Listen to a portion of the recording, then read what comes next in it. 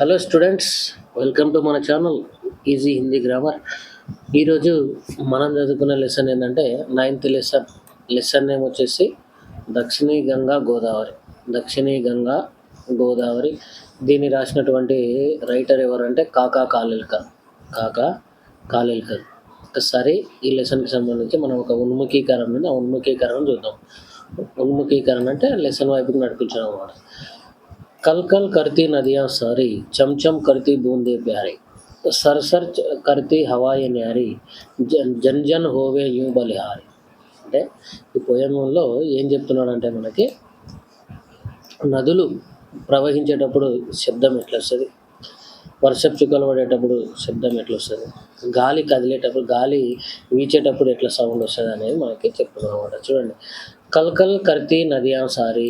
Sorry Nadia అంటే అన్ని నదులు, కల్కల్ కర్తీ హై అంటే మనము నదులను ఏమంటాం, గలగల పారుతున్నాయి అంటాం కదా. హిందీలో ఏమంటారు అంటే కల్కల్ కర్తీ నదియా సారీ. నెక్స్ట్ చెంచం కర్తీ బూందే ప్యారీ. వర్షపు చుక్కలు ఎట్లా పడుతున్నాయి అంటే చెంచం అనే శబ్దం చేసుకుంటూ వర్షం చుక్కలు పడుతున్నాయి. ఇక్కడ బూందే, బూందే అంటే చుక్కలు అనమాట. బూందే అంటే చుక్కలు, డ్రాప్స్. ఓకే. నెక్స్ట్ ప్యారీ అంటే బాగా ఇష్టమైనది అని అర్థం. నెక్స్ట్ సర్సర్ కడితే హవాయి న్యారి. సర్సర్ కడితే హవాయి న్యారి, గాలులు కదిలేటప్పుడు సరసర అనేటటువంటి శబ్దాలు వస్తున్నాయంట. ఈ దృశ్యాలన్నీ చూసి అంటే నదులు గలగల పారుతుంటే, చెంచెమ్మని వర్షపు చుక్కలు కింద పడుతుంటే, సర్సర్ అని గాలి వీస్తుంటే జనాలందరూ కూడా జన్ జన్ అంటే ప్రతి వ్యక్తి కూడా హోవయ్యూ బలిహారి ఆనందానికి లోనైపోతున్నారు అన్నమాట. అందరూ కూడా చాలా ముగ్ధులైపోతున్నారు అన్నమాట ఈ శబ్దాలకి. ఓకే. అంటే ప్రకృతి అందాలను చూసి వీళ్ళందరూ కూడా చాలా హ్యాపీగా ఫీల్ అయిపోతున్నారు, వాళ్ళని వాళ్ళు మైమర్చిపోతున్నారు అని అర్థం. यहाँ पर किसके बारे में बताया गया है, यहाँ पर किसके बारे में बताया गया है అంటే ప్రకృతి సౌందర్య के बारे में बताया गया. ఓకే. అంటే ప్రకృతిలోకి ఏమేమి వస్తాయి, నదులు వస్తాయి, గాలి వస్తుంది, ఇవన్నీ వస్తాయి కాబట్టి చందమామ, చుక్కలు ఇవన్నీ వస్తాయి కాబట్టి ఇక్కడ ప్రకృతిక సుందర చిత్రం హువా హై అని చెప్పొచ్చు అనమాట. నెక్స్ట్ చూడండి, దక్షిణ భారత్కి కుచ్ నదియోं के नाम लिखिए. దక్షిణ భారతదేశంలో ప్రవహించే నదులు. గంగా నది ఎక్కడ పుడుతుంది, తూర్పులో. గంగా నది హిమాలయ పర్వతాలలో ఉంటుంది. కానీ ఈ గోదావరి నది ఎక్కడ పుడుతుంది అంటే నాసిక త్రయంబకం అనే ఏరియాలో పుట్టి మన దక్షిణ భారతదేశంలోనే ఎక్కువ ప్రవహిస్తుంటాం అన్నమాట. అట్లా దక్షిణ భారతదేశంలో ప్రవహించే నదులు ఏమంటే కృష్ణ, గోదావరి, కావేరి, ఇంకా ఇట్లా చాలా నదులు ప్రవహిస్తాయి అనమాట. నెక్స్ట్ గోదావరి నదికి బారే మే ఆప్ క్యా జాంతే హై. గోదావరి నదికి బారే మే ఆప్ క్యా జాంతే హై అంటే గోదావరి నది గురించి మీకు ఏం తెలుసు అంటే గోదావరి నది నాసికా త్రయంబకం అనేటటువంటి ఊర్లో పుట్టి మన ఆంధ్రప్రదేశ్ మీద ఇట్లా ప్రవహిస్తూ పోతుంటాం అనమాట. గోదావరి నదిని మనం చాలా పవిత్రంగా చూసుకుంటాం. గోదావరి పుష్కరాలు కూడా చేస్తాం 12 సంవత్సరాలకు ఒకసారి. గోదావరి చాలా ప్రముఖమైన నది అని మనకు తెలుసు.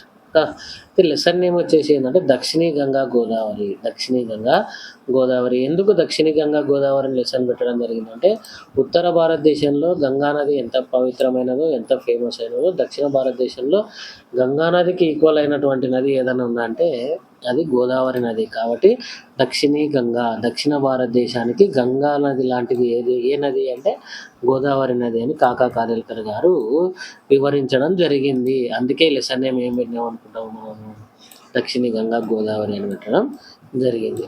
అండర్స్టాండ్. నెక్స్ట్ ఉద్దేశ్యం. మనం ఈ లెసన్ ఎందుకు చదవాలి, why do we read this lesson in 10th class అంటే छात्रों को यात्रा वृत्तांत साहित्यिक विधा का ज्ञान कराते हुए उनमें लेखन के प्रवृत्ति का विकास करना, यात्रा वृत्तांत भाषा शैली से परिचित कराना और इसके साथ साथ लेखक काका कालेलकर का परिचय कराते हुए उनकी भाषा व रचना शैली का ज्ञान कराना इस पाठ का मुख्य उद्देश्य है. అంటే మనం 10th క్లాస్లో ఈ లెసన్ ఎందుకు చదువుతున్నామంటే చూడండి, ఛాత్రోంకో యాత్రా వృత్తాంత్, యాత్రా వృత్తాంత్ అనేటటువంటి ఒక ప్రక్రియ గురించి, ఒక రాసే విధానం గురించి తెలియజేయడము ఈ పాఠం యొక్క ఉద్దేశం. సాహిత్యక విధానం అంటే రచనలు రాసేటటువంటి ఒక పద్ధతి. జ్ఞాన్ కరానా అంటే యాత్రా వృత్తాంత్ అంటే ఏంది అనేదాన్ని మనకు చెప్పడం ఈ పాఠం యొక్క ఉద్దేశం అనమాట. ఉన్మే లేఖన్ కర్నేకి ప్రవృత్తి కా వికాస్ కర్మ. లేఖన్ అంటే మీలో కూడా, స్టూడెంట్స్లో కూడా రాయాలి అనేటటువంటి ఒక ఉద్దేశాన్ని మనలో డెవలప్ చేయడం ఈ పాఠం యొక్క उद्देश्य। नेक्स्ट యాత్రా వృత్తాంత్కి భాషా శైలి సే పరిచిత్ కరానా. యాత్రా వృత్తాంతం రాసేటప్పుడు ఎటువంటి భాషా శైలిని మనం వాడాలి, ఈ లెసన్లో మన కాకా కాలేల్కర్ గారు ఎటువంటి భాషను ఉపయోగించడం జరిగింది, ఇవన్నీ ఎక్స్ప్లెయిన్ చేయడం ఈ పాఠం యొక్క ఉద్దేశం అన్నమాట. అంటే పిల్లలకి యాత్రా వృత్తాంతం అనే ప్రక్రియ గురించి తెలియజేయడం, యాత్రా వృత్తాంతని రాయడానికి మనల్ని కూడా ఎంకరేజ్ చేయడం, యాత్రా వృత్తాంతం యొక్క భాష ఎట్లుంటుంది దానిని పరిచయం చేయడం కూడా ఈ పాఠం యొక్క ఉద్దేశం. దాంతోపాటు ఇస్కే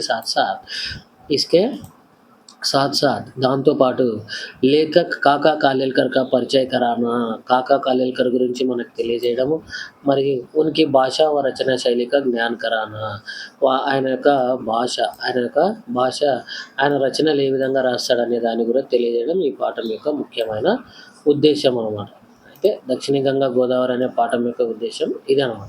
కాకా కాలేల్కర్ గురించి పరిచయం చేయడం, యాత్ర వృత్తాంతం అనే దాన్ని పిల్లలకు పరిచయం చేయడం, వాళ్ళని కూడా రాసేటట్లు ఎంకరేజ్ చేయడం, ఇవన్నీ దాని యొక్క ఉద్దేశాలు.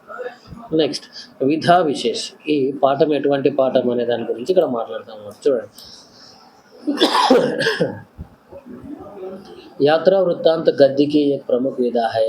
గద్య భాగంలో యాత్రా వృత్తాంతం అనేది ఒక ప్రముఖమైనటువంటి टाइप అనమాట. यात्रा वृत्तांत में लेखक किसी दर्शनीय स्थल से संबंधित अपनी अनुभूतियों को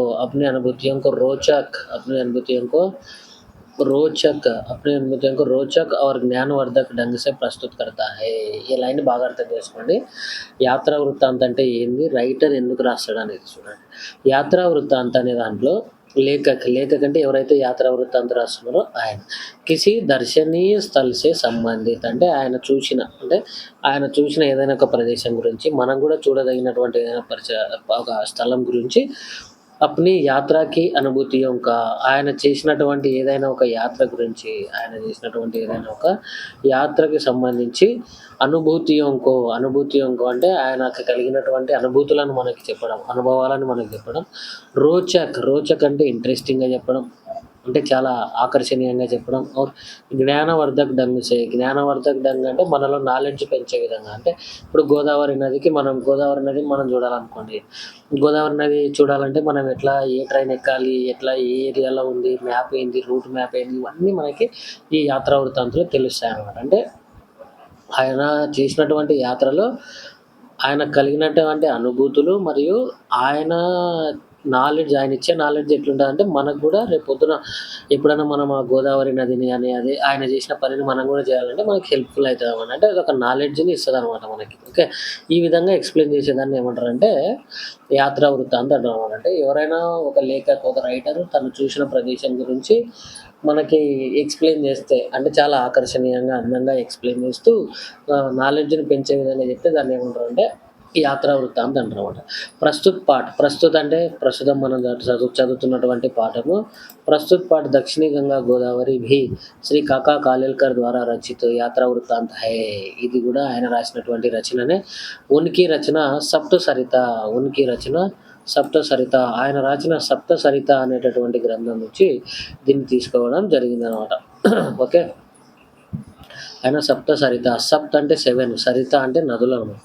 7 నదులు అనేటటువంటి ఒక గ్రంథం రాస్తే ఆయన ఆ గ్రంథంలో నుంచి మనకి దక్షిణీ గంగా గోదావరి అనే లెసన్ని తీసుకోవడం జరిగిందనమాట. నెక్స్ట్ చూడండి. ఇస్మే లేఖక్ నే గోదావరి నది కే ప్రాకృతిక సౌందర్య కా వర్ణన్ కియా హై. ఈ లెసన్లో లేఖక్ ఏం చేశాడంటే మనకి దక్షిణీ గంగా గోదావరి నది యొక్క ప్రాకృతిక సౌందర్యం అంటే దాని చుట్టూ ప్రకృతి ఏ విధంగా ఉంది, ఆ నది యొక్క ప్రకృతి గురించి మనకు ఎక్స్ప్లెయిన్ చేయడం జరిగింది ఈ లెసన్లో అనమాట. వర్ణన్ కియా హై. నెక్స్ట్ కాకా కాలేల్కర్ పరిచయం చూసుకున్నట్లయితే చూడండి. కాకా కాలేల్కర్ కా పూరా నామ్ దత్తాత్రేయ బాలకృష్ణ కాలేల్కర్ హై. మరి ఈయన పేరు ఏం పేరు అంటే దత్తాత్రేయ బాలకృష్ణ కాలేల్కర్.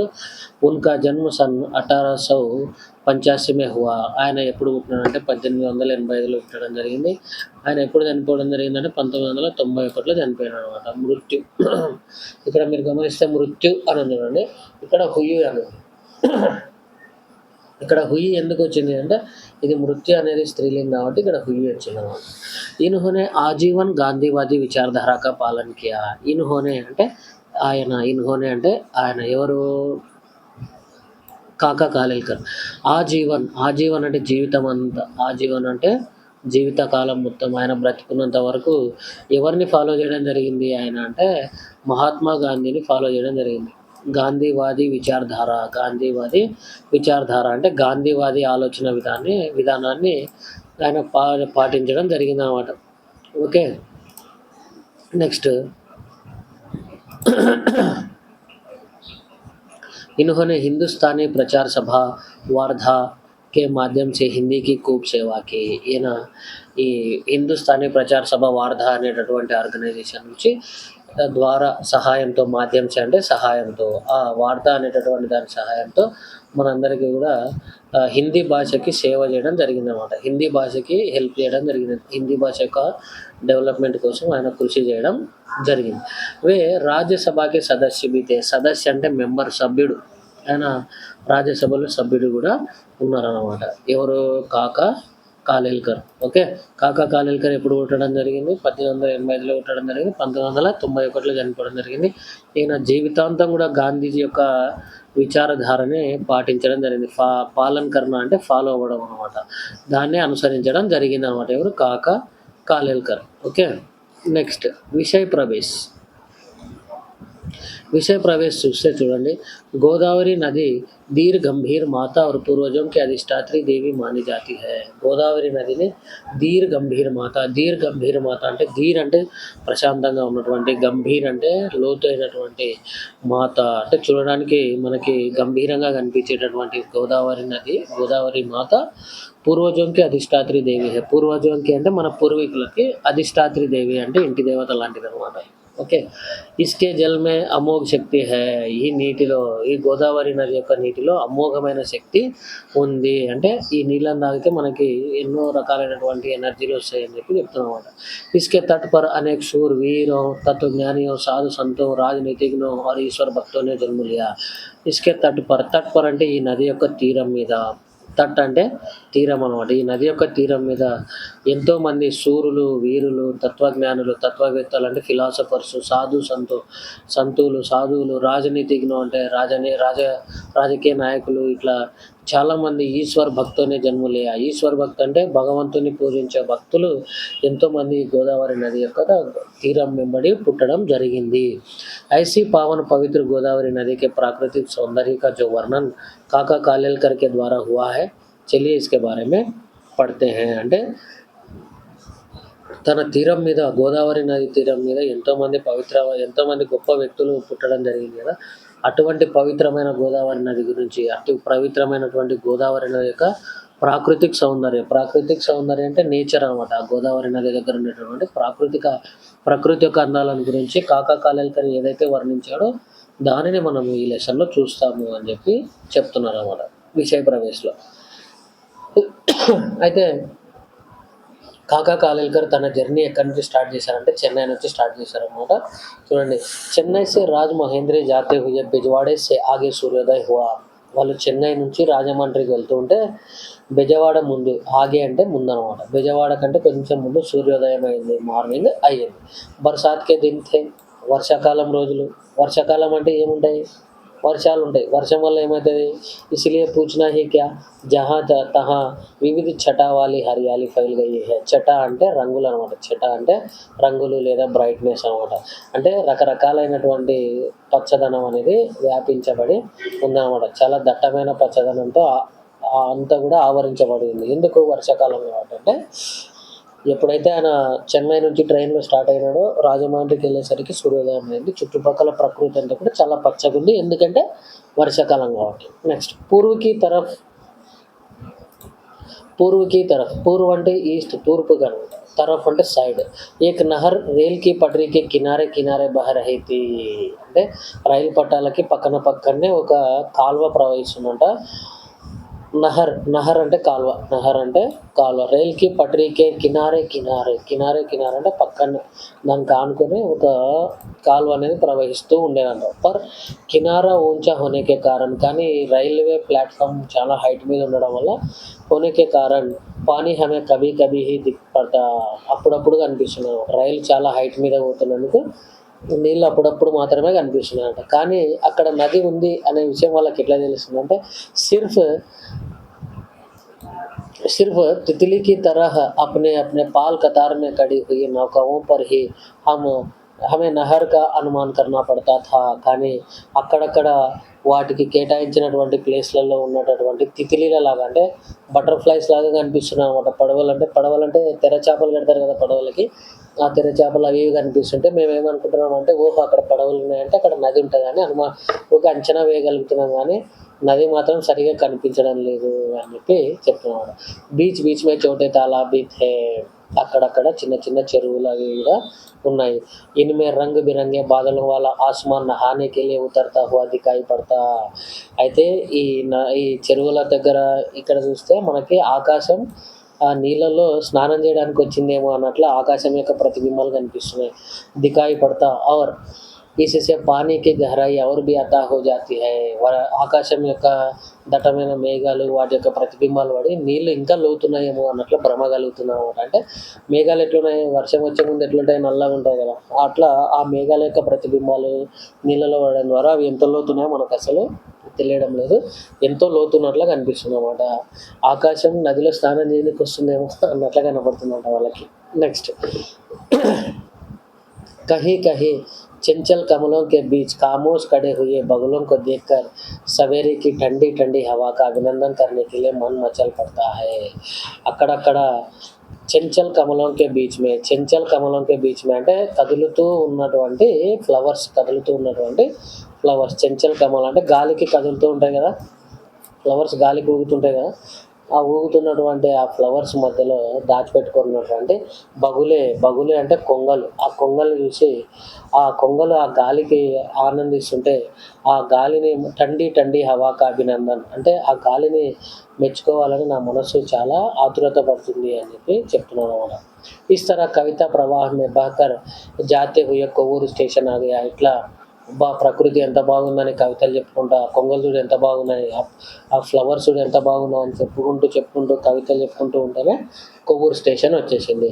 మన్ మే యహ్ ఉమంగ్ భరీ థీ కి अब यहाँ से గోదావరి मैया का दर्शन भी होने लगेगा. అప్పుడు చూడండి, ఉమంగ్ అంటే మన్మే అంటే మనసులో, ఉమంగ్ అంటే కోరిక. మనసులో ఒక కోరిక పుట్టింది. ఏమని కోరిక పుట్టిందంట, ఇంకా అమ్మాయి ఇప్పటి నుంచి గోదావరి నది కూడా కనిపిస్తుంది. దర్శనం హోనే లగేంగే. ఈ కొవ్వూరు దగ్గర నుంచి ఇంకా మనకి గోదావరి నది కనిపిస్తుంది అని చెప్పి ఆయన మనసులో కోరిక పుడుతుంది అనమాట. కుతూహలం అనేది స్టార్ట్ అయింది. మయ్య అంటే అమ్మ, మయ్య అంటే మాత. నెక్స్ట్ చూడండి, అయితే ఈ కొవ్వూరు స్టేషన్కి వచ్చిన తర్వాత ఏమైంది, కొవ్వూరు స్టేషన్ నుంచి వాళ్ళు ఒక బ్రిడ్జ్ మీద బయటికి వెళ్తారనమాట. చూడండి, పుల్ పర్సే కుదర్చే సమయం అంటే బ్రిడ్జ్ మీద నుంచి వాళ్ళు అట్లా క్రాస్ చేసుకుంటూ పోతుంటే, గుజర్నా అంటే పాస్ చేయడం అనమాట. ఓకే, ఈ బ్రిడ్జ్ని దాటుకుంటూ పోతుంటే దాయే దేకే యా బాయే దేకే, రైట్ సైడ్ చూడాలన్నా లెఫ్ట్ సైడ్ చూడాలన్నా. మనం ఎప్పుడైనా జాతరకు కానీ ఉత్సవాలకు కానీ పోతే అక్కడ మనకు అన్ని దుకాణాలు అవి ఇవి ఉంటాయి కదా, అప్పుడు మనం ఎక్కడ చూడాలన్నా కన్ఫ్యూజ్ అయిపోతాం అన్నమాట. అట్లా వీళ్ళు కూడా కన్ఫ్యూజన్లో ఉన్నారు. బ్రిడ్జ్ మీద వెళ్ళేటప్పుడు గోదావరి నది రైట్ సైడ్ చూడాలన్నా లెఫ్ట్ సైడ్ చూడాలన్నా అని చెప్పి దాయే దేకే యా బాయే దేకే హమ్ ఉసి ఉదేడ్బున్ మే థే. ఉదేడ్బున్ అంటే కన్ఫ్యూజన్ అనమాట. అక్కడ చూడాలన్నా ఇక్కడ చూడాలి, అక్కడ చూడాలన్నా ఇక్కడ. पुल आ गया और భాగమతి గోదావరి का అత్యంత విశాల పాట్ దిఖాయి దియా. ఎమ్మడే ఆ బ్రిడ్జ్ వచ్చేసింది. బ్రిడ్జ్ మీద నుంచి ఇంకా గోదావరి, విశాలమైనటువంటి గోదావరి నది కనిపించడం మొదలుపెట్టింది. మైనే గంగా, సింధు, సోనభద్ర, ఐరావతి జైసి మహానదిयों के विशाल प्रवाह भरकर देखे हैं. నేను ఈ గోదావరి నది చూడకముందు గంగా నది, సింధు నది, సోనభద్ర నది, ఐరావతి నది ఇట్లా ఎన్నో నదులు విశాలమైన ప్రవాహం భర్కర్ దేకే హై అంటే ఫుల్ నిండా ఉన్నటువంటి గోదావరి, గంగా నది, సోనభద్ర నది, ఐరావతి నది ఇట్లాంటి నదులను చూసినా కానీ బిజవాడ మే కృష్ణా మాతా కా దర్శన్ పర్ మై గర్వ కర్తా రహూంగా. కానీ ఇన్ని నదులు చూసినా కానీ ఈ బెజవాడలో కృష్ణా నదిని చూసినందుకు మాత్రం ఐఎమ్ ఫీలింగ్ వెరీ ప్రౌడ్. ఎందుకంటే కృష్ణానది కథ అట్లుంది, గోదావరి నది కథ అట్లుంది కదా, చాలా అద్భుతమైనటువంటి ప్రకృతి సౌందర్యాలు ఉన్నాయని చెప్పి ఎక్స్ప్లెయిన్ చేస్తున్నాడు. ఎందుకు ఆయన ఎంత గర్వపడుతున్నాడు అంటే, లేకిన్ రాజ్ మహేంద్రీ के आगे गोदावरी की शान शौकत कुछ निराली है. నిరాలి అంటే స్ట్రేంజ్ అనమాట. నిరాలి అంటే స్ట్రేంజ్, కొత్తగా ఉండడం. అంటే ఇంతవరకు చూసినటువంటి అందాలు వేరు. రాజమండ్రి దాటిన తర్వాత గోదావరి నది యొక్క అందాలు వేరే, చాలా అద్భుతంగా ఉన్నాయని చెప్పి ఎక్స్‌ప్లెయిన్ చేస్తున్నాడు అనమాట. తర్వాత इस जगह पर मैंने जितने भव्य काव्य का या ठाट बाट का अनुभव किया उतना शायद ही कहीं दूसरी जगह किया हो. నేను ఈ గోదావరి నది దగ్గర, అంటే రాజమండ్రి దగ్గర, ఈ కొవ్వూరు స్టేషన్ వద్ద, ఈ రాజమండ్రి దగ్గర ఇక్కడ ఎంత వైభవాన్ని అయితే నేను చూశానో, ఎంత ఆడంబరం, సందడిని నేను ఎంత ఫీల్ అయ్యానో, ఉతనా షాయద్ హీ కిసీ దూసరా జగహ నహీ కియా హో. నేను ఎక్కడ ఇంకొక వేరే ప్లేస్‌లో ఎక్కడ కూడా ఇంత ఆనందాన్ని, ఇంత సంతోషాన్ని, ఇంత ఆడంబరాన్ని, సంతోషాన్ని, సందడిని నేను ఎక్కడ చూసి ఉండకపోవచ్చు అని చెప్పి ఆయన ఎక్స్‌ప్లెయిన్ చేస్తున్నాడు. పశ్చిమ్ కి तरफ నజర్ ఫైలాయి తో దూర్ దూర్ తక్ పహాడియోं की श्रेणियां नजर आई. ఒకసారి అట్లా పశ్చిమం వైపుకు చూస్తే పహాడియోं की श्रेणियों में కొండ పర్వతాల యొక్క లైన్ ఉంటే ఆ కొండలన్నీ కనిపించినాయంట. ఆస్మాన్ మే బాదల్ ఘిరే రహనే కే సూరజ్ కి ధూప్ కా కహీ నామో నిషాన్ తక్ నా థా. ఆకాశంలో మేఘాలు చుట్టుకొని ఉండడం వల్ల, ఘిరే హోనేకే కారణం, ఘిరే రహనేసే అంటే చుట్టుకొని ఉండడం వల్ల, ఆకాశం అంతా మేఘాలు చుట్టుకొని ఉండడం వల్ల, సూరజ్కి ధూప్ కా కహీ నామో నిషాన్ తక్ నా థా అంటే సూర్యుని యొక్క ఎండ, అవి నామరూపాలు కూడా లేవనమాట, ఎక్కడ అడ్రస్ కూడా లేదు. ధూప్ అంటే ఎండ, సూరజ్ అంటే సూర్యుడు. అంటే మేఘాలు అలుముకొని ఉండడం వల్ల సూర్యుడు అనే మాట, అసలు సూర్యుడిని వెళ్తురు అనేటటువంటిది అసలు అడ్రస్ కూడా లేదనమాట, నామో రూపాలు కూడా కనపడలేదు. बादलों का रंग सांवला होने के कारण गोदावरी के धूली दूसरे मट मैले जल की झाई और भी गहरी हो गई. చూడండి, ఈ బాదలోं का रंग అంటే మేఘాల యొక్క రంగు. సాంవలా అంటే బ్లాక్ అంటే మేఘాలు నల్ల రంగులో ఉండడం వల్ల ఆ మేఘాల యొక్క ప్రతిబింబం, ఛాయ, నీడ నది మీద పడడం వల్ల గోదావరికి ధూళి దూసరిత్ అంటే ఆల్రెడీ దుమ్ము ధూళితో కలిసినటువంటి, కొంచెం గలీజ్గా ఉన్నటువంటి, మురికితో ఉన్నటువంటి నీళ్ళు మటుమైలే జల్కి ఝాయి అంటే లోతు, దాని యొక్క థిక్నెస్ ఇంకా ఎక్కువ అవుతుందన్నమాట. గహరి అంటే ఇంకా లోతుగా అవుతుందన్నమాట. అంటే కృష్ణానది ఇంకా చాలా డెప్త్‌గా ఉందేమో, ఇక్కడ డీప్‌గా ఉందేమో అన్నట్లు కనిపిస్తుంది.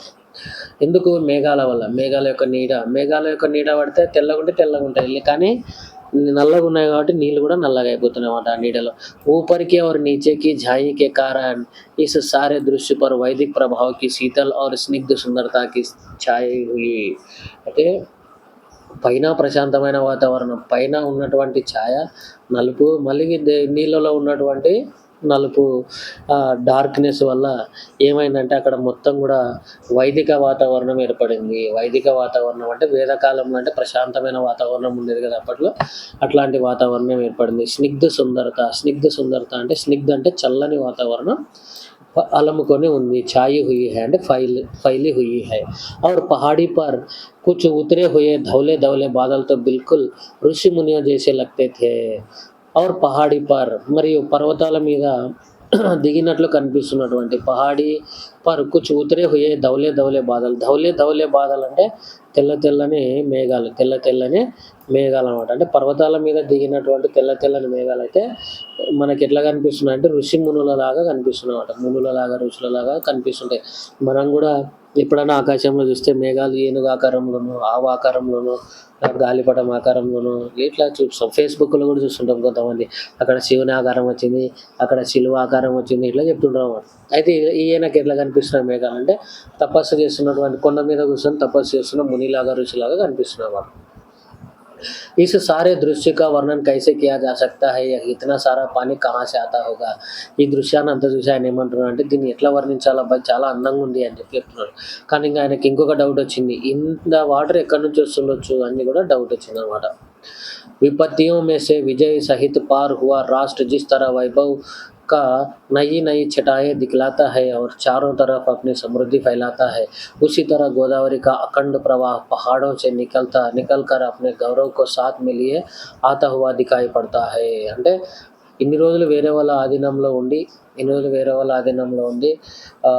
నీరసంగా ఉన్నటువంటి దేశం స్వాతంత్రం వచ్చిన తర్వాత ఏ విధంగా అయితే తన వైభవాన్ని చాటుకుంటుందో, తన సమృద్ధిని చూపిస్తుందో, అట్లనే ఈ గోదావరి నది కూడా పర్వతాల మధ్యలో నుంచి పర్వతాలన్నిటిని ఇట్లా కోసుకుంటూ అఖండ ప్రవాహం అంటే నిరంతరం ప్రవహిస్తున్నటువంటి ఆ నీటి ప్రవాహం కొండలలో నుంచి బయటకు వస్తూ చాలా గర్వంతో వస్తుందన్నమాట.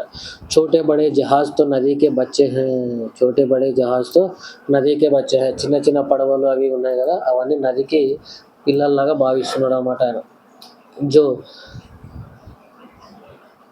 जो माता के स्वभाव से परिचित होने के कारण मनमाने नाचे, खेले, उछले और कूदे तो ఇన్హే ఉస్సే రోక్నే వాలా కౌన్ హై. అయితే ఈ పడవలు వాళ్ళమ్మ స్వభావం తెలుసుకున్న పిల్లలలాగా ఎట్లా అంటే ఆ నదిలో ఆటలాడుకుంటున్నాయి. నాచి అంటే ఆడుకోవడం, ఖేల్ అంటే ఆడుకోవడం, నాచి అంటే డ్యాన్స్ చేయడం, ఖేల్ అంటే ఆడుకోవడం, ఉచ్చులే అంటే ఎగరడం, జంప్ చేయడం, కూదే అంటే దుంకుతూ అది చేస్తూ ఇది చేస్తూ వాళ్ళు ఏం చేస్తున్నారు, బాగా ఆడుకుంటారు. తో ఉన్హే ఇస్సే రోకనే వాలా కౌన్ హై. ఇట్లా వాళ్ళ ఆనందాన్ని ఎవరు ఆపగలరు అని చెప్పి పడవలు చాలా సముద్రం యొక్క నది యొక్క పిల్లలలాగా దాంట్లో నదిలో బాగా అక్కడిక్కడ తిరుగుతున్నాయి అని చెప్పి అన్నాడు అనమాట. అంటే ఇక్కడ పడవల్ని ఎవరితోటి కంపారిజన్ చేయడం, నది యొక్క పిల్లలలాగా ఊహించుకున్నాడు అనమాట. ఎవరు? కాలేకర్. లేకిన్ बच्चों की उपमा కానీ बच्चों की उपमा तो इन नावों की अपेक्षा प्रवाह में जहाँ तहाँ पड़ते हुए भंवरों को देनी चाहिए. అంటే ఈయన ఏమంటున్నాడంటే, కాదు ఈ పడవల్ని కాదు నది యొక్క బిడ్డలు అనాల్సింది, అక్కడక్కడ తిరిగేటటువంటి భంవర్ అంటే సుడిగుండాలు లేకుంటే తూనిగలు అవి వస్తుంటాయి కదా, వాటిని చేస్తే బాగుంటుంది అని చెప్పి చెప్తున్నాను అనమాట. సుడిగుండాలు అక్కడక్కడ తిరుగుతుంటాయి అన్నమాట, దానికి చేస్తే బాగుంటుంది. కుచ్ దేర్ దిక్ పడే తోడి దేర్ మే భయానక్ తుఫాన్ కా స్వాంగ్ రచా గయా. ఈ తుఫాను, ఈ సుడిగుండాలు ఇవన్నీ ఎక్కడి నుంచి వస్తాయి మనకి తెలియదు. కొద్దిసేపు అయిన తర్వాత భయంకరమైన తుఫాన్ కా స్వాంగ్ అంటే రూపం, స్వాంగ్ అంటే నకిలీ రూపం అనమాట. స్వాంగ్ అంటే నకిలీ రూపం. అంటే ఇంకా తుఫాన్ వస్తుందేమో ఇంకా కొద్దిసేపు ఉంటే అనేటట్ల ఒక భయంకరమైన వాతావరణం వచ్చింది. బట్ ఏక్ హీ పల్ మే ఖిల్ ఖిల్ కర్ హస్ పడే. ఏక్ హీ పల్ అంటే క్షణం, ఒక్కటి క్షణంలో ఏమైంది, మళ్ళా ఎండ వచ్చేసింది, మామూలుగానే అయిపోయింది అనమాట. కిల్ హస్ పడే అంటే కొద్దిసేపటికే మళ్ళీ యథావిధిగా ఎండ వచ్చింది, అంత అయిపోయింది అనమాట. ఏ భంవర్ నా జానే కహా సే ఆతే और కహా చలే జాతే. ఈ సుడిగుండాలు, ఈ తూనిగలు ఇవన్నీ ఎక్కడి నుంచి వస్తాయేమో, మళ్ళీ ఎక్కడికి వెళ్ళిపోతాయి అని చెప్పి ఆయన ఆశ్చర్యానికి లోనవుతున్నాడు. నదీ కా కినారా యాని మనుష్యకి ఉపాసన, మనుష్యకి కృతజ్ఞత కా అఖండ ఉత్సవ్. ఈ నది యొక్క కినారా అంటే ఈ నది యొక్క తీరం, ఈ నది యొక్క తీరం ఏదైతే ఉందో మనిషి ఆ నదికి కృతజ్ఞత తెలుపుకునేటటువంటి ఒక ఉత్సవం లాంటిది. అంటే ఇక్కడ ఎన్నో ఉత్సవాలు, జాతరలు, పుష్కరాలు ఇవన్నీ చేస్తారు. కినారే పర్కే సఫేద్ మహల్ और మందిర్ और उनके ऊंचे ऊंचे शिखर ही అఖండ ఉపాసన హై. అంటే ఈ నదిని వాళ్ళు ఎంతగా పూజిస్తున్నారంటే, ఆ నది పక్కనే ఇల్లు కట్టుకొని వాళ్ళు పెద్ద పెద్ద బిల్డింగ్లు కట్టుకొని నివసిస్తున్నారంటే వాళ్ళకి ఈ నది అంటే ఎంత ఇష్టమో కదా అని చెప్పి చెప్తున్నారు. ఉపాసన అంటే భక్తి, వాళ్ళు ఆ విధంగా ఆ నదిని పూజించుకుంటున్నారు అని చెప్పి చెప్తున్నారు. పరంతు ఇతనే హిస్సే కావ్య సంపూర్ణ నహీ హోగా. ఇంతటితోనే గోదావరి నది యొక్క గొప్పతనం కంప్లీట్ కాదు, ఇంకా చాలా ఉన్నాయి. ఇసిలియే భక్తు లోగ్ నదీ కి లహరోं पर मंदिरों के घंटानाद की लहरों को इस पार से उस पार तक పहुంచాతే रहते हैं. అందుకే వీళ్ళు ఏం చేస్తుంటారంటే రోజు టెంపుల్కి వెళ్ళి ఆ సౌండ్, గంట కొట్టే శబ్దాలతోటి అక్కడ ఉన్న వాళ్ళు ఇక్కడ ఉన్న వాళ్ళు ఆ నదిని అట్లా పూజించుకుంటూ ఉంటారు అన్నమాట. और సంస్కృతి కే ఉపాసక్ భారతవాసి. సంస్కృతి కే ఉపాసక్ అంటే మన సంస్కృతిని కొలిచేటటువంటి భక్తులు ఎవరైతే ఉన్నారో, మనుషులు, భారతీయులు ఎవరైతే ఉన్నారో, సంస్కృతికి విలువ ఇచ్చే వాళ్ళు ఎవరైతే ఉన్నారో వాళ్ళు ఏం చేస్తారంట, గంగా నదిలో తీసుకొచ్చినటువంటి నీళ్లు చూడండి, భారతవాసి ఇస్ జగ గంగాజల్ కే ఆధే కలశ్ కో గంగాజలం, గంగా నది నుంచి తీసుకొచ్చిన కలశాన్ని పూజ గదిలో పెట్టి దాంట్లో సగంలో ఉన్నటువంటి ఆ నీళ్ళని తీసుకొచ్చి ఈ గోదావరి నదిలో ఉండేళ్తే అంటే ఈ గోదావరి నదిలో వంచేసి ఫిర్ గోదావరికి జల్సే కలశ్ భర్లేతే హై. అంటే గంగా నదిలో నుంచి తెచ్చిన నీళ్ళని గోదావరి నదిలో వంచేసి పారబోసి మళ్ళీ గోదావరి నీళ్ళని తీసుకొని కలశం నిండా నించుకొని ఇంట్లో పెట్టుకుంటారు. అంటే ఇక్కడ మీరు గమనించాలి ఒక విషయం. ఏం గమనించాలంటే గంగా నది వాటర్‌ని గోదావరి నది నీళ్ళని అంటే గోదావరి నది నీళ్ళని గంగా నది నీళ్ళతో సమానంగా చూసుకుంటున్నారు జనాలన్నమాట. అంటే గంగా నది నుంచి తెచ్చినా ఒకటే, గోదావరి నీళ్ళైనా ఒకటే కదా అని చెప్పి భావిస్తున్నారు. అందుకే మన లెసన్ టైటిల్ ఏం పెట్టినామంటే దక్షిణ గంగా గోదావరి అని పెట్టినామన్నమాట. నెక్స్ట్ ఇప్పుడు ఆయన గోదావరి నదిని పొగుడుతున్నాడు అన్నమాట. చూడండి, ఆమెని ప్రార్థిస్తున్నాడు. చూడండి, మాతా గోదావరి राम लक्ष्मण और सीता से लेकर बूढ़े जटाई तक सबको तूने ही స్తన్యపాన్ कराया. స్తన్యపాన్ అంటే చనుబాలు దాపినావు, నువ్వే వాళ్ళందరికీ పాలు దాపి పెంచి పోషించినావు. రాముని, లక్ష్మణ్ని, సీతని మరియు జటాయుని అందరినీ, అంటే మా పూర్వీకులందరినీ నువ్వే పోషించినావమ్మా. तेरे तट पर शूरवीर पैदा हुए और बड़े बड़े तत्वज्ञानी साधु संत भी जन्मे. దురంధర్ రాజనీతిజ్ఞుడు, దురంధర్ అంటే చాలా మంచి గొప్ప నాయకత్వ లక్షణాలు కలిగినటువంటి రాజకీయ నాయకులు అందరూ దేవుని కొలిచేటటువంటి భక్తులు నీ తీరం వెంబడి జన్మించడం జరిగిందమ్మా. నువ్వు చాలా గొప్పదానివి, నువ్వు చాలా పవిత్రమైన దానివి అని చెప్పి గోదావరి నదిని ప్రార్థిస్తున్నాడు. నెక్స్ట్, మేరే పూర్వజం కి తు అధిష్టాత్రి దేవి, మా పూర్వీకులందరూ నేను ఇంటి దేవతగా భావించారు. నయి నయి ఆశాओं को लेकर मैं तेरे दर्शन के लिए आया हूँ. కొత్త కొత్త ఆశల్ని నా మనసులో నింపుకొని నీ దగ్గరికి రావడం జరిగింది. तेरे जल में अमोघ శక్తి है, నీ నీళ్ళలో అమోఘమైనటువంటి శక్తి ఉంది. तेरे पानी की एक बूंद का सेवन भी व्यर्थ नहीं जाता. నీ నీళ్ళలో ఒక్క చుక్క నేను తాగే నీ నీళ్ళలో ఉన్నటువంటి నీ నీటి యొక్క శక్తి ఎప్పుడూ నాకు వ్యర్థం కాదు. దాంట్లో ఏదో విధంగా నాకు ఫలితాన్ని ఇస్తుంది. చాలా పవిత్రమైన నది అని చెప్పి ఆమెని ప్రార్థిస్తున్నాను అనమాట. నన్ను అనుగ్రహించు తల్లి, నేను చాలా దూరం నుంచి వచ్చిన నీ నీటిని నేను సేవిస్తున్నాను. కాబట్టి ఆ నీటిని సేవించినందుకు, నేను దర్శించుకున్నందుకు నాకు ఏదో ఒక ఫలితం దక్కాలి. నేను అనుకున్న కోరికలు నెరవేరాలి తల్లి అని చెప్పి ఆయన బలంగా కోరుకుంటున్నాను అన్నమాట. ఈ విధంగా కాకా కాలేల్కర్ తాను చేసినటువంటి యాత్ర ఏదైతే ఉందో, గోదావరి నదిని చూడడానికి, కృష్ణా నదిని చూడడానికి, గంగా నదిని చూడడానికి, సోనభద్ర, ఐరావతి ఇట్లా అన్ని నదులు చూడడానికి ఆయన చేసిన యాత్రలో గోదావరి నది యొక్క యాత్ర చేసేటప్పుడు ఆయనకు కలిగిన అనుభూతులని మనకి ఎక్స్ప్లెయిన్ చేయడం జరిగింది. అంటే యాత్రా వృత్తాంతం అంటే ఏంటంటే, ఎవరైనా ఒక వ్యక్తి తను చేసిన యాత్ర చేసినప్పుడు తనకు కలిగినటువంటి అనుభవాలను చాలా ఆకర్షణీయంగా, అందంగా ఎక్స్ప్లెయిన్ చేస్తే దాన్ని ఏమంటారంటే యాత్రా వృత్తాంతం అంటారు. ఇది మనం ఈ లెసన్లో గోదావరి నది యొక్క గొప్పతనాన్ని తెలుసుకున్నాము. ప్రాకృతిక సౌందర్యాన్ని కాకా కాలేల్కర్ గారు ఎక్స్ప్లెయిన్ చేసిన విధానాన్ని మనం తెలుసుకున్నాము. నెక్స్ట్ 10th లెసన్తో మీ ముందుంటాను. నా వీడియోలు మీకు నచ్చినట్లయితే, ఉపయోగపడతాయి అనుకుంటే మీ ఫ్రెండ్స్కి షేర్ చేయండి, సబ్స్క్రైబ్ చేయండి, లైక్ చేయండి, కామెంట్ చేయండి. ధన్యవాదాలు.